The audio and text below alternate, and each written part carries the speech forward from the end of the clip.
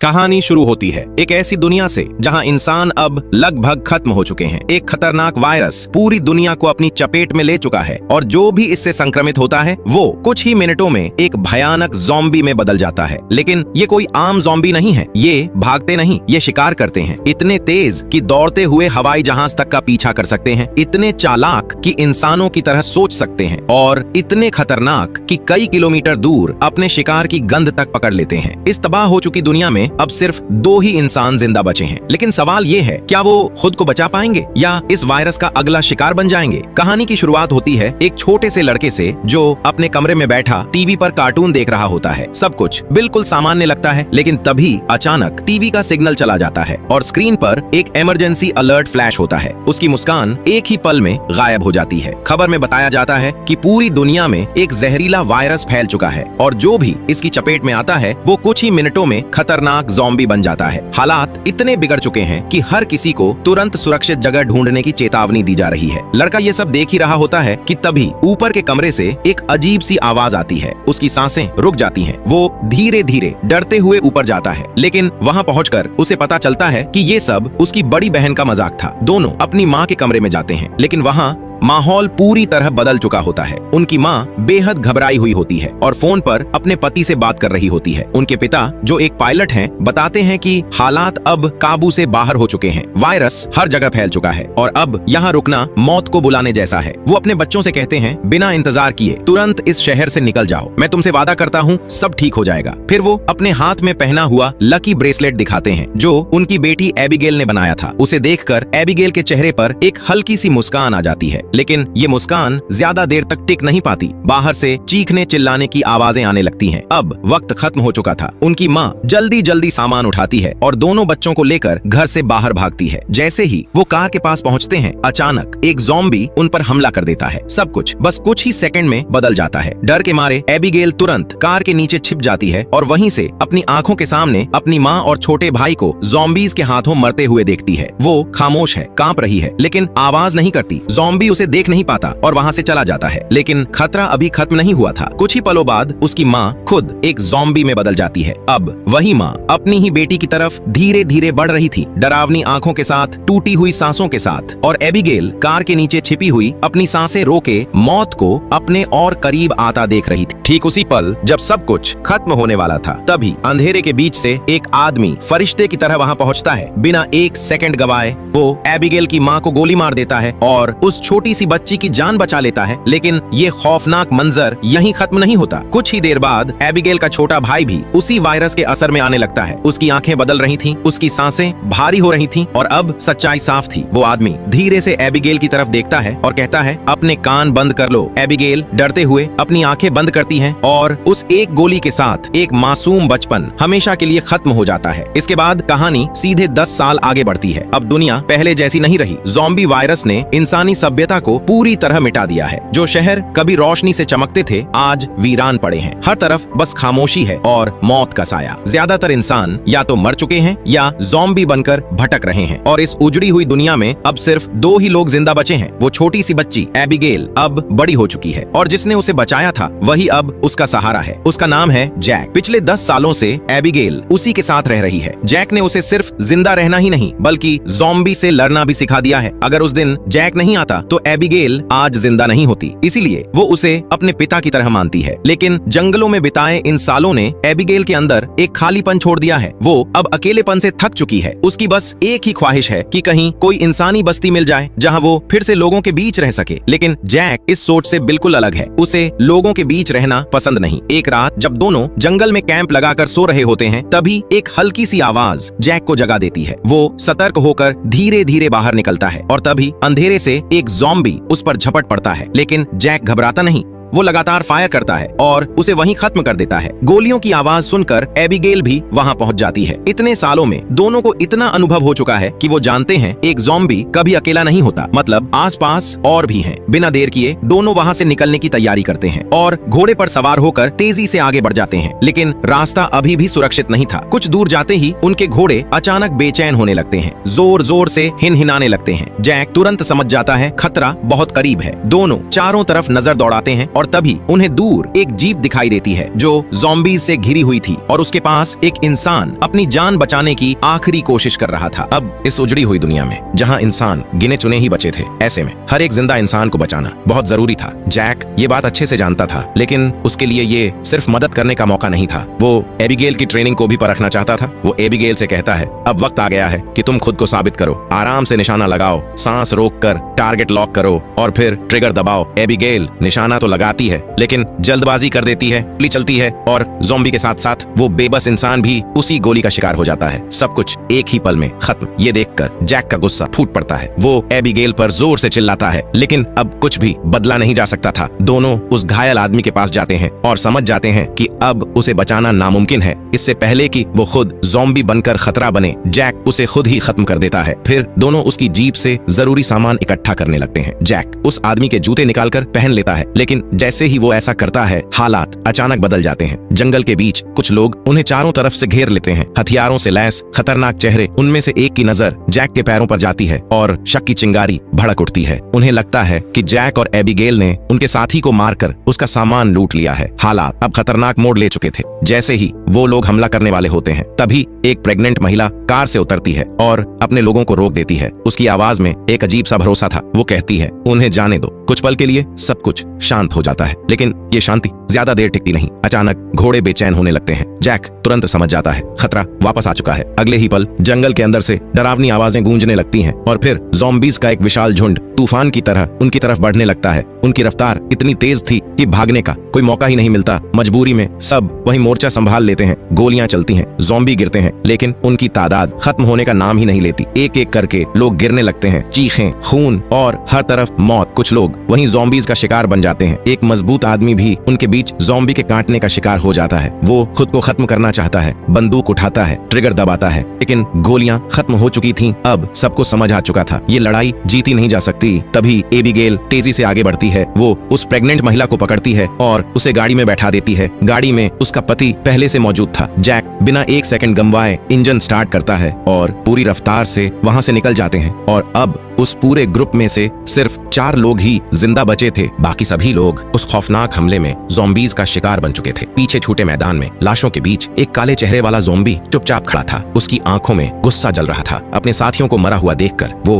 और भी खतरनाक बन चुका था। उधर जैक, एबिगेल और वो दोनों बचे हुए लोग किसी तरह जान बचाकर गाड़ी में आगे बढ़ रहे थे। कुछ देर की खामोशी के बाद जैक पीछे बैठी महिला से पूछता है, तुम लोग हो कौन और वहाँ क्या कर रहे थे? महिला धीरे धीरे जवाब देती है, हम शिपटाउन जा रहे थे, एक ऐसी जगह जहाँ अभी भी इंसान सुरक्षित हैं, जहाँ खाने पीने से लेकर रहने तक हर चीज मौजूद है और लोग वहाँ एक सामान्य जिंदगी जी रहे हैं। ये सुनते ही एबिगेल की आंखों में उम्मीद चमक उठती है, क्योंकि यही वो जगह थी जिसके बारे में वो हमेशा सोचती रही थी। लेकिन जैक इस बात पर यकीन नहीं करता। वो साफ कह देता है, मैंने पिछले 10 सालों में हर जगह भटक कर देख लिया, मुझे कहीं ऐसी कोई कॉलोनी नहीं मिली। इसी बहस के बीच अचानक गाड़ी रास्ते में ही बंद हो जाती है। सब एकदम से रुक जाते हैं। तभी उस महिला का पति डेविड बाहर निकलता है। मैं मैकेनिक हूँ, शायद इसे ठीक कर सकूं, वो कोशिश करता है, लेकिन बिना औजारों के उसकी हर कोशिश नाकाम हो जाती है। अब उनके पास कोई और रास्ता नहीं बचता। वो गाड़ी वहीं छोड़कर पैदल आगे बढ़ने का फैसला करते हैं। कई किलोमीटर का लंबा और थका देने वाला सफर, और आखिरकार वो पहुंचते हैं एक सुनसान सोसाइटी में। ऊंची ऊंची इमारतें अब भी खड़ी थीं, लेकिन वहां पसरा हुआ सन्नाटा ये बता रहा था कि यहाँ जिंदगी कब की खत्म हो चुकी है। चारों तरफ बस खामोशी थी और एक अजीब सा डर। वो लोग पूरे इलाके की जांच करते हैं, हर कोना, हर दरवाजा, लेकिन जब उन्हें कोई खतरा नजर नहीं आता तो वो यहीं रात बिताने का फैसला करते हैं। रात होते ही वो आग जलाते हैं और उसी पर खाना बनाते हैं। लेकिन एबिगेल का ध्यान बार बार उसी शिपटाउन की तरफ जा रहा था। वो उस प्रेग्नेंट महिला से उसके बारे में सवाल पूछने लगती है। महिला मुस्कुराते हुए कहती है, हमारा वहाँ के लोगों से रेडियो के जरिए संपर्क हो चुका है। वो जगह सच में सुरक्षित है, एक ऐसी जगह जहाँ हम फिर से आजादी के साथ जी सकते हैं। ये सुनकर एबिगेल के चेहरे पर उम्मीद साफ नजर आने लगती है। लेकिन दूसरी तरफ जैक अब भी सतर्क था। वो चुपचाप बाहर निकलता है और पूरे इलाके में जाल बिछा देता है, ताकि अगर रात में कोई खतरा करीब आए तो उसे पहले ही पता चल जाए, क्योंकि इस दुनिया में सुकून की नींद भी एक जोखिम बन चुकी थी। जैक अंदर आता है, एक मैप खोलता है और सबको समझाता है, मैं मैगन और डेविड को बस कुछ दूर तक छोड़ूंगा, उसके बाद सब अपने अपने रास्ते अलग कर लेंगे। लेकिन एबिगेल को यह फैसला बिल्कुल पसंद नहीं आता। वो सीधे जैक के पास जाती है और उससे बहस करने लगती है। डेविड अपनी प्रेग्नेंट वाइफ को अकेले वहां तक सुरक्षित नहीं पहुंचा पाएगा, हमें उनके साथ जाना चाहिए। जैक उसे समझाने की कोशिश करता है, जहां इंसान ज्यादा होते हैं वहां खतरा भी उतना ही ही बढ़ जाता है। हमें सोच समझकर कदम उठाना होगा। लेकिन एबिगेल मानने को तैयार नहीं थी। गुस्से में वो वहां से चली जाती है और उन्हें ये अंदाजा भी नहीं होता कि वो काले चेहरे वाला ज़ॉम्बी उनकी गाड़ी की गंध पकड़ते हुए उनके ठिकाने तक पहुंच चुका है। अगली सुबह एबिगेल छत पर बैठी अपने बचपन की तस्वीरें देख रही होती है। तभी नीचे पेड़ों के बीच एक हल्की सी सरसराहट होती है। वो तुरंत समझ जाती है ज़ॉम्बी अंदर घुस चुके हैं। वो सबको चेतावनी देने के लिए भागती है, लेकिन उसी वक्त एक ज़ॉम्बी उसका पीछा करने लगता है। एबिगेल तेजी से सीढ़ियों की ओर दौड़ती है। दिल की धड़कन तेज, सांसें बेकाबू। वो खुद को बचाते हुए ऊपर चढ़ती है और पीछा कर रहे ज़ॉम्बी को एक जोरदार धक्का देती है। ज़ॉम्बी नीचे गिर जाता है, लेकिन उसी झटके में एबिगेल का संतुलन बिगड़ जाता है और वो खुद भी गिरने ही वाली होती है। तभी आखिरी पल में जैक उसे पकड़ लेता है। 1 सेकंड की देर और सब खत्म हो सकता था। कुछ ही देर में वही काले चेहरे वाला ज़ॉम्बी अपने पूरे झुंड के साथ वहां आ धमकता है। अब उसे पता चल चुका था कि उसका साथी कहां मारा गया था, लेकिन जैसे ही वो आगे बढ़ते हैं, जैक द्वारा बिछाया गया जाल काम कर जाता है। धमाका, कई ज़ॉम्बी उसी में फंसकर चिथड़े चिथड़े हो जाते हैं। आवाज सुनते ही जैक समझ जाता है ज़ॉम्बी उनके पुराने ठिकाने तक पहुंच चुके हैं और अब भी उनका पीछा कर रहे हैं। लेकिन एक राहत की बात थी, वो लोग उस जगह को छोड़कर पहले ही आगे बढ़ चुके थे। तभी रास्ते में एबिगेल को कुछ याद आता है। वो जैक की तरफ मुड़कर कहती है, थोड़ी दूरी पर एक छोटा सा एयरपोर्ट है जहां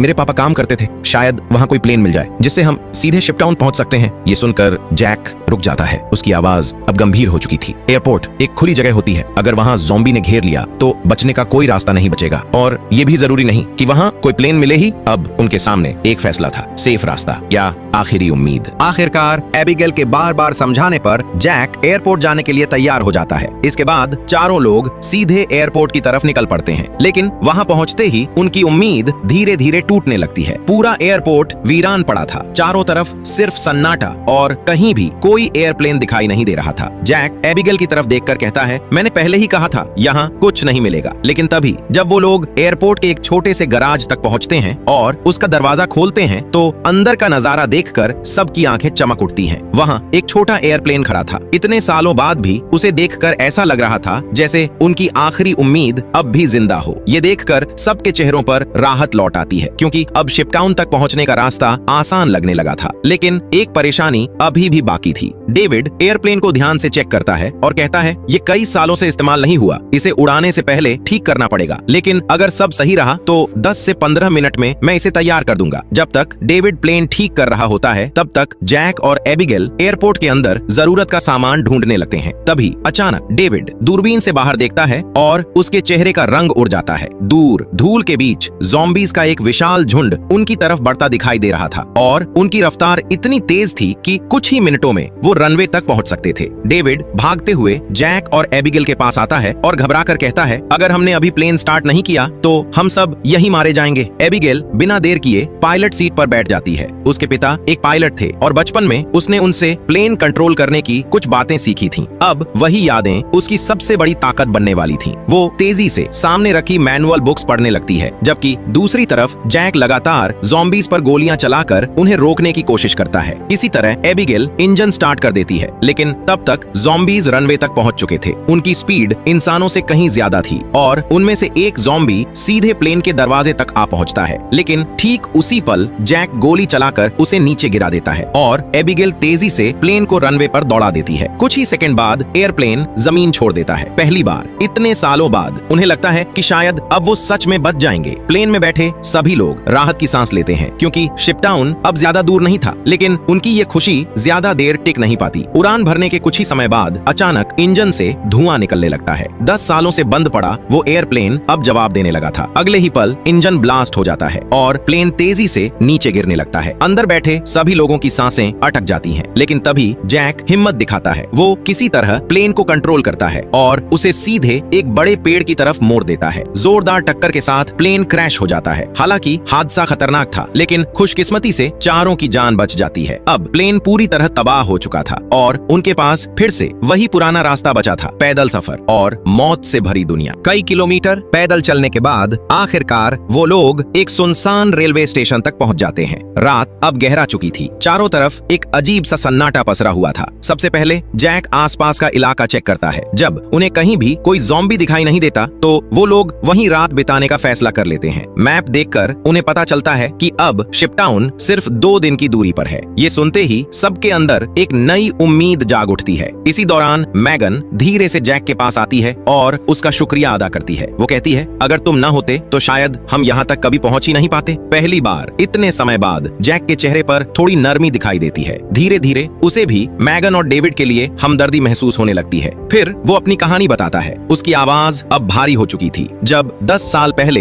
ये वायरस फैला था, तब सबसे पहले मुझे अपनी ही पत्नी को मारना पड़ा, क्योंकि वो मुझे काटने के लिए मेरी तरफ बढ़ रही थी। कुछ पल के लिए वो चुप हो जाता है, फिर धीरे से कहता है, उस दिन के बाद मेरे अंदर का इंसान जैसे मर गया। अब अगर इस दुनिया में कोई मायने रखता है तो वो सिर्फ एबिगेल है, और उसे बचाने के लिए मैं किसी भी हद तक जा सकता हूँ। लेकिन अब उसका फैसला बदल चुका था। वो मैगन की तरफ देखकर कहता है, मैं तुम्हें हर हाल में शिपटाउन तक पहुंचाऊंगा। ये सुनकर मैगन की आंखों में राहत साफ दिखाई देने लगती है। लेकिन दूसरी तरफ डेविड अकेले बैठा था। उसके हाथ में एक बंदूक थी और वो उसे अपने सिर पर लगाए खुद को मारने की कोशिश कर रहा था। दरअसल उसके पैर पर ज़ॉम्बी के काटने का निशान था। घाव छोटा था, इसलिए संक्रमण धीरे धीरे फैल रहा था। लेकिन डेविड जानता था देर सबेर वो भी ज़ॉम्बी बन जाएगा। उसने मन ही मन फैसला कर लिया था कि वो अपनी पत्नी को शिपटाउन तक पहुंचाकर खुद को उससे दूर कर देगा। अगली सुबह चारों फिर से सफर शुरू कर देते हैं। लेकिन रास्ते भर जैक को डेविड की हरकतें अजीब लगने लगती हैं। अब उसे शक हो चुका था। कुछ देर बाद वो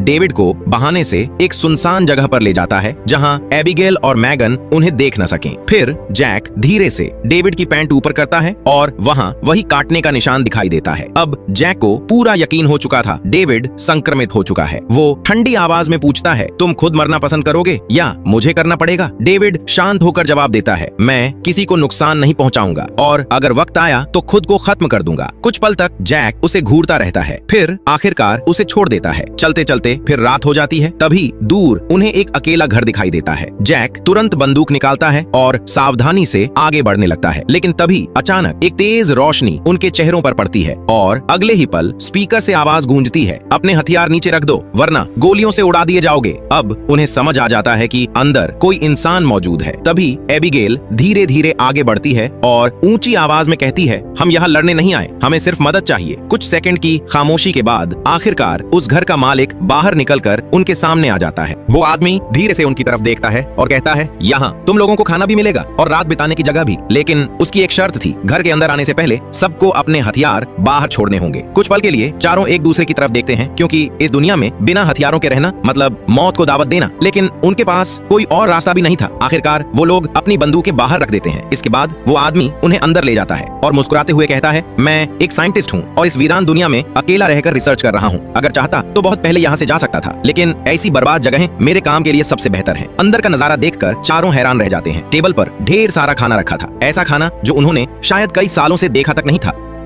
भूख से बेहाल वो लोग खाने पर टूट पड़ते हैं। इतने समय बाद पहली बार उन्हें ऐसा महसूस हो रहा था जैसे वो फिर से सामान्य इंसान बन गए हों, न कि मौत से भागते हुए बचे खुचे सर्वाइवर। खाने के बाद साइंटिस्ट सबके लिए ड्रिंक्स लेकर आता है। धीरे धीरे माहौल थोड़ा शांत होने लगता है, लेकिन बातों बातों में साइंटिस्ट ऐसी बातें कहने लगता है जो सबको बेचैन कर देती हैं। वो कहता है, ये वायरस जितना खतरनाक है उतना ही खास भी। कमजोर इंसान खत्म हो जाएंगे और सिर्फ ताकतवर लोग ज़ॉम्बी बनकर जिंदा रहेंगे। फिर वो हल्का सा मुस्कुराता है और कहता है, ज़ॉम्बी सिर्फ खाने के लिए जीते हैं, उन्हें लालच नहीं चाहिए, सत्ता नहीं, तरक्की नहीं, शायद इस दुनिया पर राज करने का हक अब उन्हीं का है। उसकी बातें सुनकर कमरे का माहौल अचानक अजीब हो जाता है। चारों एक दूसरे की तरफ देखने लगते हैं। तभी डेविड की तबीयत और बिगड़ने लगती है। वो लड़खड़ाते हुए बाथरूम की तरफ जाता है और जैसे ही शीशे में खुद को देखता है, उसके चेहरे का रंग उड़ जाता है। उसकी नसें काली पड़ चुकी थीं। वायरस अब उसके पूरे शरीर में फैलने लगा था। कुछ देर बाद जब वो वापस हॉल में आता है तो उसके पैरों तले जमीन खिसक जाती है। जैक, एबिगेल और मैगन तीनों बेहोश पड़े थे। तभी उसे समझ आता है कि साइंटिस्ट ने ड्रिंक्स में बेहोशी की दवा मिलाई थी। गुस्से में डेविड तुरंत उसकी तरफ दौड़ता है, लेकिन तभी साइंटिस्ट अपने हाथ में पकड़ी एक अजीब डिवाइस का बटन दबा देता है। अगले ही पल डेविड का पूरा शरीर कमजोर पड़ने लगता है और वो सीधे जमीन पर गिर जाता है। साइंटिस्ट धीरे से उसके पास बैठता है और मुस्कुराते हुए कहता है, इस डिवाइस को बनाने में मैंने सालों लगा दिए। अब इसकी मदद से मैं दुनिया के किसी भी कोने में जा सकता हूँ और कोई भी ज़ॉम्बी मेरा कुछ नहीं बिगाड़ सकता। असल में उसने एक ऐसी मशीन बना ली थी जिससे वो ज़ॉम्बीज को कंट्रोल कर सकता था। मतलब अब इस बर्बाद दुनिया में वही सबसे ताकतवर इंसान था। धीरे धीरे डेविड की आंखें बंद हो जाती हैं और जब उसे दोबारा होश आता है तो वो खुद को और अपने बाकी साथियों को कुर्सियों से बंधा हुआ पाता है। अब सब कुछ साफ हो चुका था। साइंटिस्ट ने उन्हें बचाया नहीं था, बल्कि अपने अगले एक्सपेरिमेंट के लिए लिए कैद किया था। साइंटिस्ट चारों की तरफ देखकर धीरे से मुस्कुराता है और कहता है, क्या तुम लोग मेरी वाइफ से मिलना चाहोगे? उसकी ये बात सुनते ही कमरे का माहौल और भी डरावना हो जाता है। चारों को एक अजीब सा एहसास होने लगता है। अगले ही पल वो उन्हें एक दूसरे कमरे की तरफ ले जाता है जहां लोहे का एक बड़ा पिंजरा रखा हुआ था, लेकिन उस पिंजरे के अंदर जो मौजूद था उसे देखकर सबके चेहरे उड़ जाते हैं। वहां एक भयानक ज़ॉम्बी कैद थी और वही साइंटिस्ट की पत्नी थी। साइंटिस्ट बिल्कुल शांत आवाज में कहता है, सालों तक मैंने अपनी ही बीवी पर एक्सपेरिमेंट किए और उसी रिसर्च की वजह से मैं ये खास डिवाइस बना पाया जिससे ज़ॉम्बीज को कंट्रोल किया जा सकता है। फिर वो मुस्कुराकर कहता है, मैं इंसानों को पकड़कर अपनी पत्नी को खिलाता था ताकि वो जिंदा रह सके। ये सुनकर चारों के रोंगटे खड़े हो जाते हैं। तभी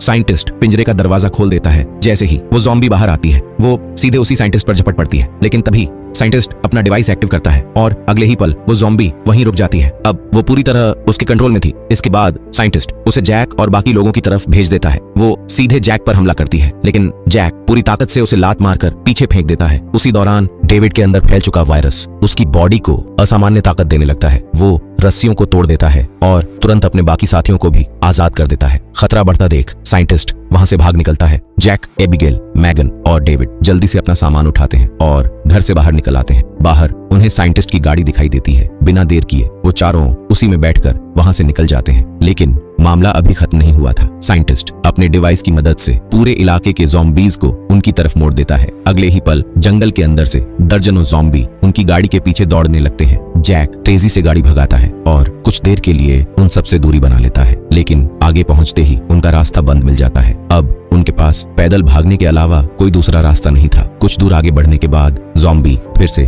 उनके बेहद करीब पहुंच जाते हैं। तभी डेविड समझ जाता है उसके पास अब ज्यादा समय नहीं बचा। वायरस उसके पूरे शरीर में फैल चुका था और वो कभी भी ज़ॉम्बी बन सकता था, इसलिए वो वहीं रुकने का फैसला करता है। वो बाकी लोगों से कहता है, तुम लोग आगे बढ़ो, अब ज़ॉम्बीज को रोकने का काम मैं करूंगा। मैग्न ये सुनकर टूट जाती है। वो डेविड को छोड़कर जाने के लिए तैयार नहीं थी, लेकिन डेविड उसकी तरफ देखकर कहता है, तुम्हें हमारे बच्चे के लिए जिंदा रहना होगा। इसके बाद वो अकेले ही ज़ॉम्बीज के सामने खड़ा हो जाता है। डेविड पूरी बहादुरी के साथ उनसे लड़ता है और काफी देर तक उनका रास्ता रोक कर रखता है ताकि उसके साथी दूर निकल सके, लेकिन आखिरकार एक ज़ॉम्बी उस पर हमला कर देता है और डेविड वहीं मारा जाता है। उधर जैक, एबिगेल और मैगन लगातार आगे बढ़ते रहते हैं। काफी देर बाद आखिरकार उन्हें दूर इंसानों की बस्ती दिखाई देती है। वही जगह शिपटाउन। एबिगेल मदद के लिए जोर जोर से चिल्लाने लगती है क्योंकि ज़ॉम्बी अब भी उनके पीछे थे। तभी ऊपर बने टावर पर बैठे गार्ड्स उन्हें देख लेते हैं। अगले ही पल स्नाइपर्स ज़ॉम्बीज पर गोलियां बरसाना शुरू कर देते हैं। इसके बाद उनकी तरफ एक बोट भेजी जाती है।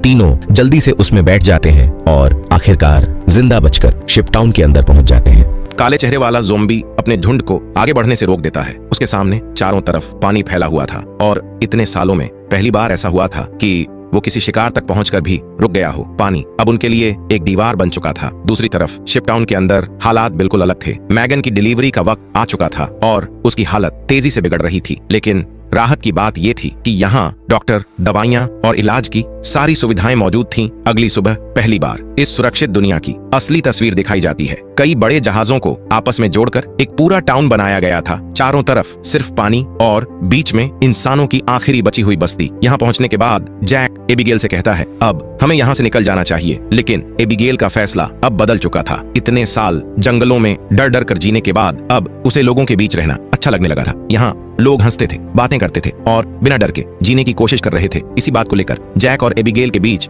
बहस हो जाती है। तभी एक डॉक्टर तेजी से वहां आती है और जैक से कहती है, मैगन ने एक बेटी को जन्म दिया है, लेकिन ज्यादा खून बह जाने की वजह से शायद अब वो ज्यादा देर तक जिंदा ना रह पाए। ये सुनते ही जैक तुरंत हॉस्पिटल की तरफ भागता है। कमरे के अंदर मैगन बेहद कमजोर हालत में लेटी हुई थी। वो अपनी नवजात बेटी को जैक की तरफ बढ़ाती है और धीरे से कहती है, इस बच्ची का ख्याल रखना ठीक वैसे ही जैसे तुमने एबिगेल का रखा था। मैगन की बातें सुनकर जैक को अपनी मरी हुई पत्नी याद आने लगती है। कुछ पल चुप रहने के बाद वो उस बच्ची को अपनी गोद में उठा लेता है। उधर दूसरी तरफ एबिगेल पहली बार खुलकर जिंदगी जी रही थी। वो एक हैंडसम लड़के के साथ लोगों के बीच बैठी थी, जहां संगीत बज रहा था, लोग हंस रहे थे, शराब पी रहे थे और कई सालों बाद इंसानों की दुनिया फिर से जिंदा लग रही थी। एबिगेल ने कभी सोचा भी नहीं था कि वो ऐसा दिन दोबारा देख पाएगी। अब उसका यहीं रहने का इरादा और मजबूत हो चुका था। कुछ देर बाद वो देखती है कि वही लड़का चुपके से एक कैबिन के अंदर जा रहा है। एबिगेल भी उसके पीछे चली जाती है, लेकिन अंदर का नजारा देखकर वो हैरान रह जाती है। पूरा कमरा तारों, विस्फोटकों और बमों से भरा हुआ था। वहीं एक वायरलेस स्विच भी लटका हुआ था। जैसे ही एबिगेल उसे छूती है तभी वो लड़का घबराकर उसे रोकता है और बताता है पूरे शिपटाउन के नीचे बम लगाए गए हैं। अगर कभी ये जगह ज़ॉम्बीज के कब्जे में जाने लगे तो लोग सीक्रेट रास्ते से भाग जाएंगे और बाहर से पूरा टाउन उड़ा दिया जाएगा। लेकिन उन्हें बिल्कुल अंदाजा नहीं था कि वो दिन इतनी जल्दी आने वाला है। उधर साइंटिस्ट भी गुस्से में शिपटाउन तक पहुंच चुका था। वो अपने मरे हुए ज़ॉम्बीज को देखकर आग बबूला हो जाता है, क्योंकि उन्हीं के दम पर वो पूरी दुनिया पर राज करने का सपना देख रहा था। फिर वो अपना कंट्रोल डिवाइस एक्टिव करता है और काले चेहरे वाले ज़ॉम्बी राजा को अपने कंट्रोल में ले लेता है। अब हालात पूरी तरह बदल चुके थे। जो पानी अब तक शिपटाउन की सबसे बड़ी सुरक्षा था, वही अब बेकार हो चुका था। अगले ही पल दर्जनों ज़ॉम्बी पानी के नीचे से तैरते हुए जहाजों तक पहुंच जाते हैं और फिर अचानक पूरे शिपटाउन में चीखें गूंजने लगती हैं। ज़ॉम्बी हर तरफ लोगों पर टूट पड़ते हैं। कई लोग मौके पर ही मारे जाते हैं और शिपटाउन के अंदर अब हर तरफ अफरा तफरी मच चुकी थी। लोग अपनी जान बचाने के लिए इधर उधर भाग रहे थे और ज़ॉम्बी उन पर टूट पड़े थे। चीखों और गोलियों की आवाज से पूरा इलाका गूंज रहा था। उधर जैक को भी पता चल जाता है कि शिपटाउन पर हमला हो चुका है, लेकिन उसे सबसे ज्यादा चिंता एबिगेल की थी। इसलिए वो बिना वक्त गंवाए ज़ॉम्बीज को मारते हुए उसकी तलाश में निकल पड़ता है। काफी लड़ाई के बाद आखिरकार उसे एबिगेल मिल जाती है, लेकिन उसी दौरान साइंटिस्ट भी वहां पहुंच जाता है। आते ही वो एबिगेल को जोरदार पंच मारकर नीचे गिरा देता है। ये देखकर जैक आगबूला हो जाता है और पूरी रफ्तार से साइंटिस्ट की तरफ दौड़ता है, लेकिन तभी एक ज़ॉम्बी बीच में आकर जैक को धक्का दे देता है। जैक सीधा नीचे बने टैंक में जा गिरता है और अगले ही पल साइंटिस्ट भी वहां पहुंच जाता है। अब वो जैक से अपना बदला लेना चाहता था। वो जैक को लात मारकर नीचे गिरा देता है, लेकिन जैक समझ चुका था कि इस बूढ़े साइंटिस्ट से हाथापाई में वक्त बर्बाद करना बेकार है। इसलिए मौका मिलते ही वो सीधे साइंटिस्ट के हाथ में लगे कंट्रोल डिवाइस पर हमला करता है और उसे दीवार से दे मारता है। अगले ही पल वो डिवाइस टूट जाता है। अब साइंटिस्ट के पास ज़ॉम्बीज को कंट्रोल करने की ताकत खत्म हो चुकी थी और जैसे ही उसका कंट्रोल खत्म होता है, कुछ ही सेकंड बाद वही ज़ॉम्बी उस पर टूट पड़ते हैं। बूढ़ा साइंटिस्ट वहीं उनका शिकार बन जाता है। उधर अच्छी बात ये थी कि शिपटाउन में पहले से एक सीक्रेट एस्केप रूट बनाया गया था। बहुत सारे बचे हुए लोग सुरंग के रास्ते नदी के दूसरी तरफ पहुंच जाते हैं। अब बस एक बटन दबाना बाकी था, जिसके बाद पूरा शिपटाउन उड़ने वाला था। लेकिन वो हैंडसम लड़का बटन नहीं दबाता, क्योंकि एबिगेल अभी भी अंदर फंसी हुई थी। इधर जैक और एबिगेल जान बचाकर बाहर की तरफ भाग रहे होते हैं, लेकिन तभी पीछे से ज़ॉम्बी राजा एबिगेल को पकड़ लेता है। जैक तुरंत पास पड़ी लकड़ी उठाता है और पूरी ताकत से उसके सिर पर वार कर देता है। ज़ॉम्बी राजा पीछे जा गिरता है। उसी पल एबिगेल की नजर उसके हाथ पर बंधे एक पुराने ब्रेसलेट पर पड़ती है और उसे देखकर उसकी सांसें थम जाती हैं। वो वही ब्रेसलेट था जो उसने बचपन में अपने पिता के लिए बनाया था। अब एबिगेल समझ चुकी थी कि ये काले चेहरे वाला ज़ॉम्बी कोई और नहीं बल्कि उसका अपना पिता था, लेकिन अब उसके अंदर इंसानियत नहीं बची थी। वो पूरी तरह एक खूंखार ज़ॉम्बी बन चुका था। जैक एबिगेल का हाथ पकड़कर उसे वहां से भागने को कहता है। उधर जैसे ही वो दोनों बाहर निकलते हैं, वो लड़का आखिरकार वायरलेस रिमोट का बटन दबा देता है और अगले ही पल पूरा शिपटाउन आग और धुएं में बदल जाता है। लेकिन लड़ाई अभी खत्म नहीं हुई थी। कैंप का सरदार लड़खड़ाता हुआ उनकी तरफ आता है। लड़ाई के दौरान उसे भी ज़ॉम्बी ने काट लिया था और वायरस अब उसके शरीर में फैलने लगा था। तभी सामने से वही ज़ॉम्बी राजा दोबारा खड़ा हो जाता है। हैरानी की बात यह थी कि वो धमाके में भी बच गया था। जैक तुरंत उसकी तरफ दौड़ता है और उससे भिड़ जाता है, लेकिन ज़ॉम्बी राजा की ताकत इंसानों से कहीं ज्यादा थी। धीरे धीरे जैक कमजोर पड़ने लगता है। तभी एबिगेल जमीन पर पड़ी बंदूक उठाती है। उसकी आंखों के सामने उसका असली पिता खड़ा था, लेकिन वही ज़ॉम्बी अब उस इंसान को मारने वाला था जिसने पिछले 10 सालों तक उसे अपनी बेटी की तरह पाला था। कुछ पल के लिए एबिगेल की आंखें भर आती हैं, लेकिन अगले ही सेकंड वो ट्रिगर दबा देती है। गोली सीधे ज़ॉम्बी राजा को लगती है और आखिरकार वो वहीं ढेर हो जाता है। अगर एबिगेल ये फैसला ना लेती तो वहां मौजूद कोई भी इंसान जिंदा नहीं बचता। इसके बाद जैक और एबिगेल एक दूसरे को गले लगा लेते हैं। अब उनके साथ सिर्फ कुछ ही लोग बचे थे। फिर सब लोग दूर समुद्र के बीच दिखाई दे रही एक सुनसान जगह की तरफ देखते हैं और वहीं से एक नई इंसानी बस्ती बसाने का फैसला करते हैं। इसी के साथ ये कहानी खत्म हो जाती है।